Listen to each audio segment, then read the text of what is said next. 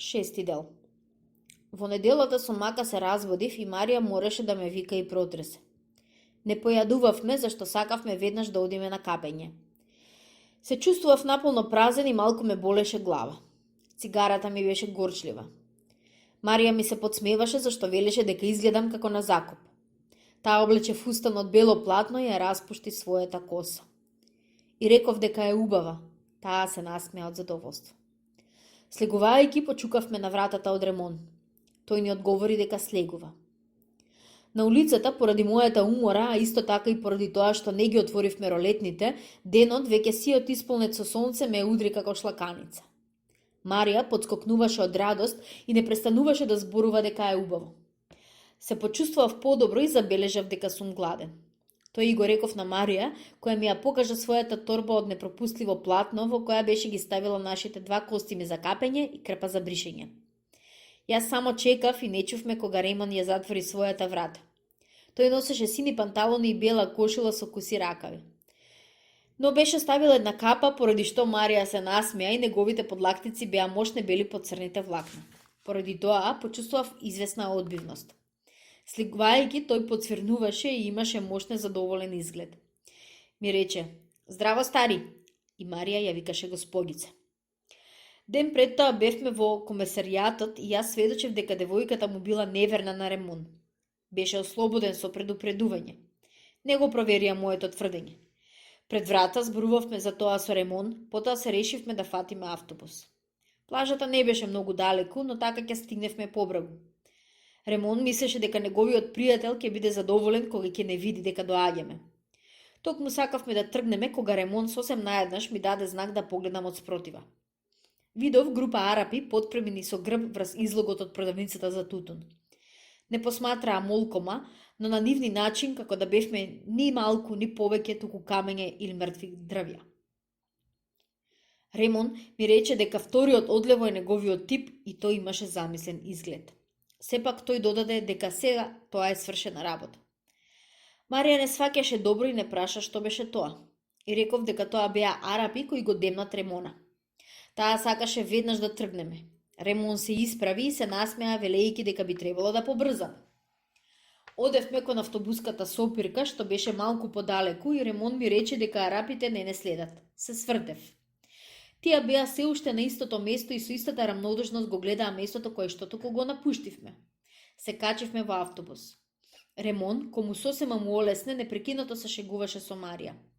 Чувствував дека му се допаѓа, но таа речиси не му ни одговараше. Од време на време таа го гледаше смејки се. Слеговме во предградието на Алжир. Плажата не беше далеко од автобуската станица. Но мораше да се премине едно плато што доминира над морето и кое потоа се спушта кон плажата.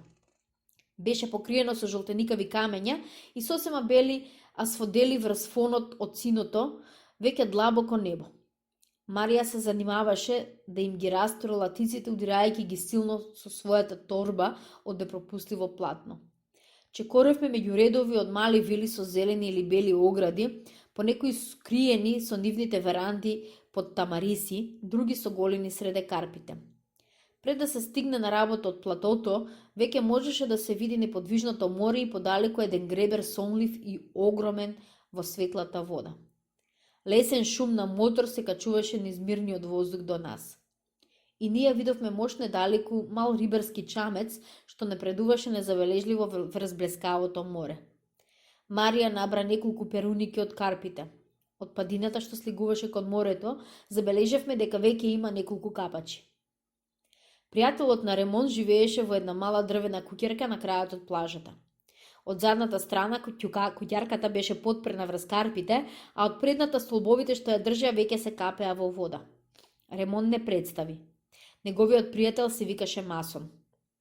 Тоа беше големо човечиште со крупно тело и широки плеќи, а жена му мала, тркалеста и љубесна. Говореше со париски акцент. Тој ни рече веднаш да се чувствуваме слободно и дека веќе ја испрашил рибата што ја фатил из утринава. Му реков дека сметам оти моја куќата убава. Тој ми објасни оти тука доаѓал да ја помине саботата, неделата и сите денови на годишниот одмор. Добро се разбираме со жена ми, додаде тој. Жена му токму се смееше со Марија. За прв пат можеби на вистина помислив да се ожена. Масон сакаше да се капе, но жена му и Рамон не сакаа да дојдат. Легнавме сите тројца и Марија веднаш се фрли во вода. Масон и јас малку чекавме. Тој зборуваше полека и забележав дека имаше навик се што ќе рече да го дополни со едно и ќе додадам, дури и тогаш кога всушност не и додаваше ништо на смислата од својата реченица. Поднос на Марија ми рече: "Таа е прекрасна и ќе додадам шармантна." Потоа не обрнував внимание на таа лоша навика, зашто чувствував како сонцето ми е пријатно. Песокот почнуваше да ги топли стапалата. Се воздравшав уште малку од желбата да влезам во вода, но на крајот му реков на Масон: "Одиме ли?" Се нурнав. Тој влезе во водата полека и се фрли кога ја изгуби почвата од поднос. Пливаше на гради и доста слабо, така што оставив да ја стигна Марија. Водата беше студена и чувствував задоволство да пливам. Со Марија се оддалечивме, чувствувајќи согласност во движињата и во нашето задоволство. На морската шир се свртевме на грб и врз моето лице свртено кон небото, сонцето ги сушеше последните капки вода што ми течеа во уста. Видовме дека Масон се врати на плажата да се истегне на сонце. Оддалеку тој изгледаше огромен. Марија сакаше да пливаме заедно. Се поставив зад неа за да ја фатам околу половината и таа напредуваше пливајќи со раце додека јас и помагав удирајќи со нозе. Лесниот џубур на водата што ја сечевме не следеше во утрото се, дури не почувствував изморен. Тогаш ја пуштив Марија и се вратив пливајќи правилно и дишејќи длабоко. На плажата се истегнав мешечки до Масон, а лицето го ставив во песокта. Му реков дека е тоа мошне пријатно и тој имаше исто мислење. Малку потоа дојде Марија. Се свртев да ја гледам како се приближува. Таа беше сета леплива од солената вода, а косите ѝ беа зафрлени назад. Се истегна до мене и двете топлини на незиното тело и на сонцето малку ми приспаа. Марија ме протреси и ми рече дека Масон влегол в куќи и дека треба да се руча. Стана веднаш бидејќи бев гладен, но Марија ми рече дека не сум ја бакнала од утрето. Тоа беше вистина и сепак и самиот го сакав тоа. Дојди во вода, ми рече таа. Се стршнавме за да се истегнеме во првите мали бранови. Запливавме малку и таа се припи до мене. Ги почувствував незините нозе околу моите и пожелав да ја имам. Кога се вративме, Масон веќе не викаше. Му реков дека сум многу гладен и тој веднаш изјави на својата жена дека му се допаѓам. Лебот беше вкусен и го излапав моето парче риба. Потоа имаше месо и пржени компери. Сите јадевме молчејќи.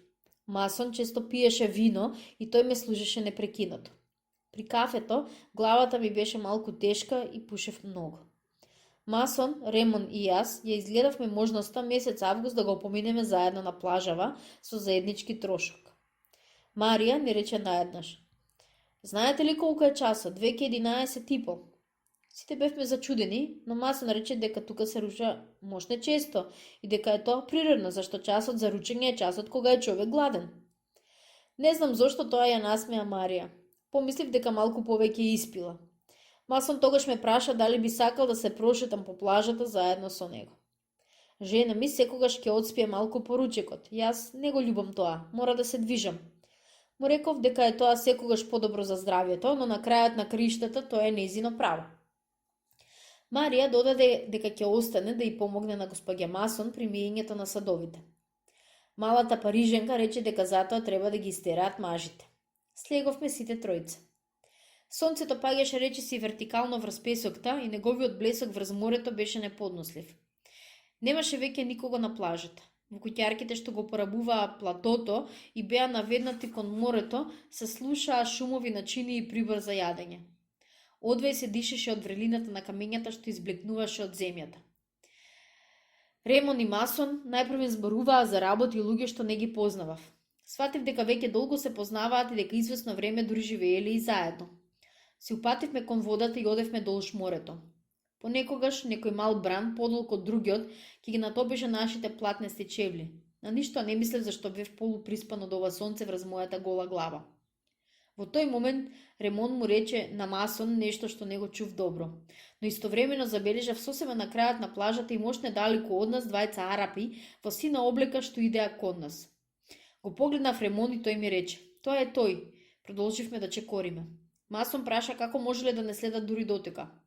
Помислив дека морале да не видат како се качуваме во автобусот со торба за плажа, но ништо не реков.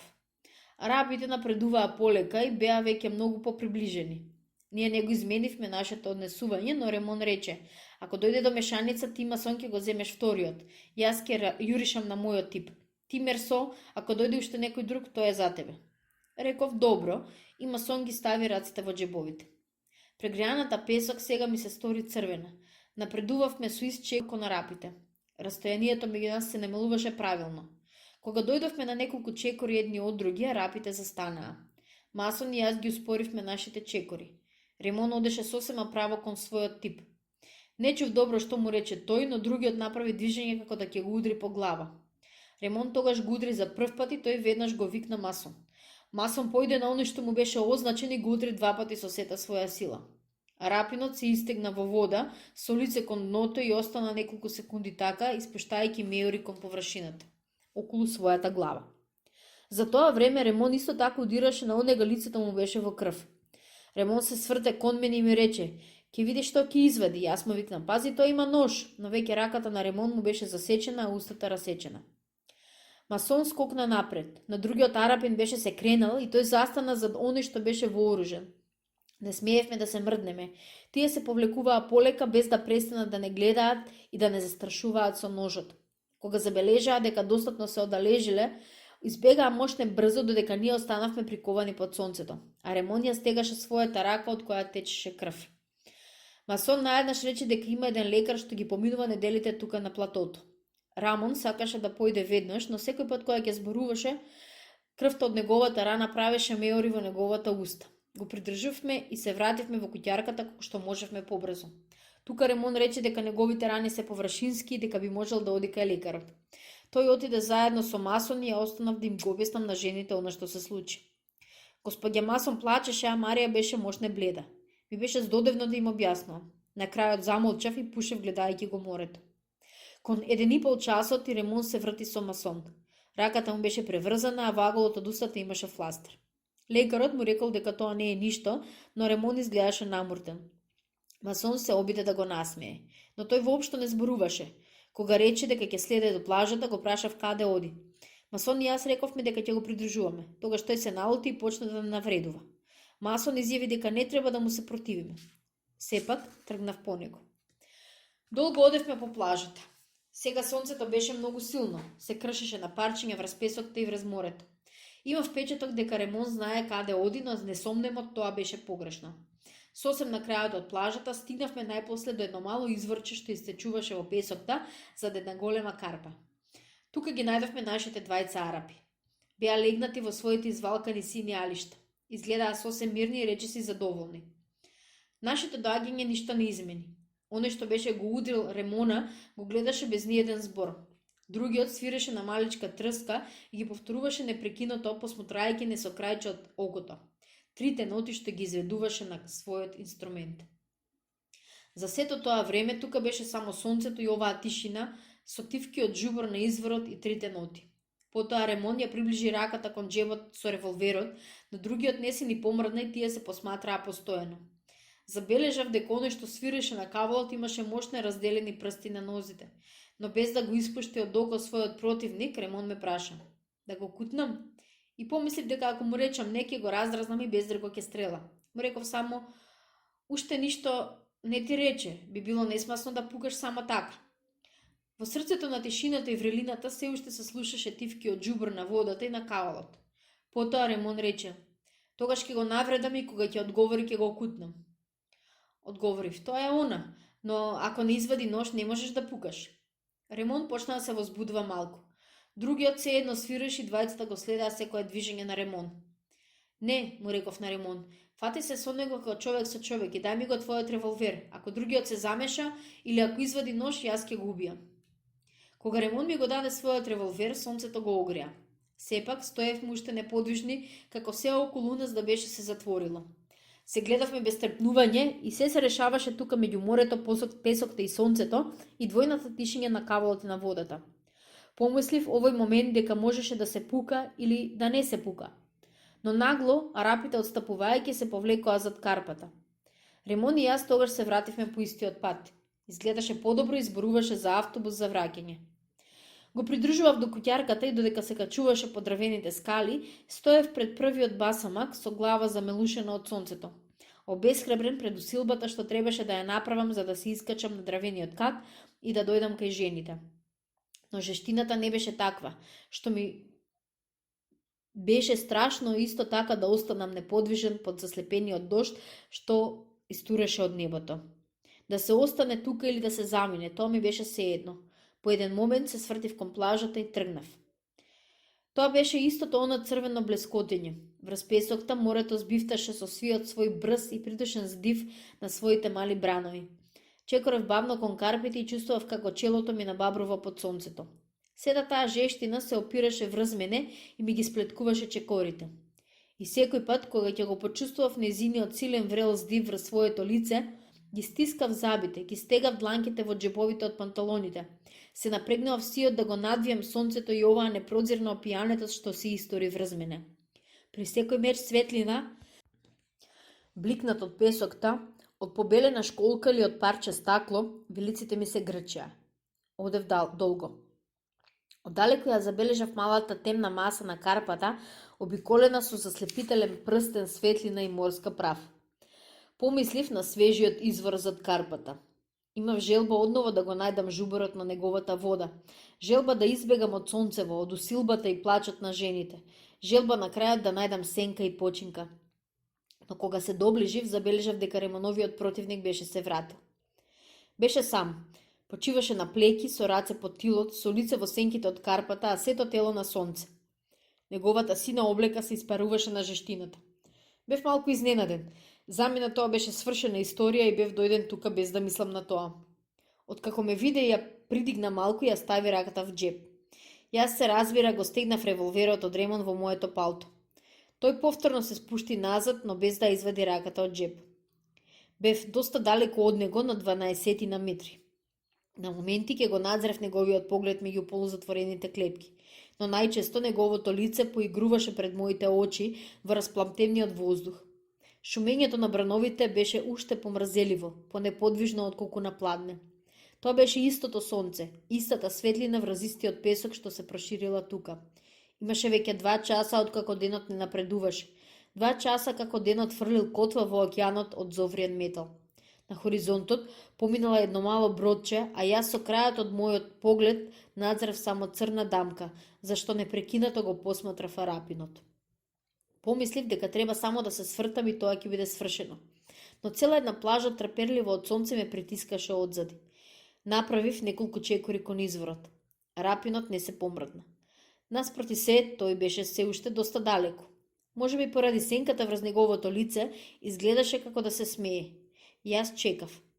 Врелината од сонцето ми ги опфати образите и чувствував капки пот како се собираат во веѓите. Тоа беше истото сонце од денот кога ја погребавме мама и како и тогаш особено ме болеше челото и сите негови вени биеа заедно под кожата. Поради оваа врелина што не може веќе да ја поднесувам, направив чекор напред. Знаев дека е тоа глупово, дека нема да се растоварам од сонцето преместувајќи се за еден чекор. Но направив еден чекор, само еден чекор напред. И овој пат, без да се подигне, Арапинот го извади својот нож што ми го покажа на сонцето. Светлината бликна врз челикот и тоа беше како долго светкаво острило што ме погоди во челото. Истиот момент на собраната пот во моите веги наеднаш потече низ клепките и ги покри со млак и густ превес. Моите очи беа заслепени зад оваа завеса од солзи и сол. Ги чувствував само цимбалите на сонцето врз моето чело и нејасно блескавото сечило што молска од ножот постојано вперен во мене. Овој усветен меч ми ги бодеше трепките и ми ги копаше болните очи. Тогаш се заниша. Од морето се носеше тежок и врел здив. Ми изгледаше дека небото се отвара со сето свое пространство за да се истори оган. Сето мое суштество се напрегна и ја стегнав раката врз револверот. Шкрапецот попушти. Ја допрев мазната испакнатост на држката и тука во татнежот истовремено оштар и заглашен се почна. Ја истресов потта и сонцето. Сватив дека ја нарушив равнотежата на денот и во редната тишина на една плажа каде што бев среќен.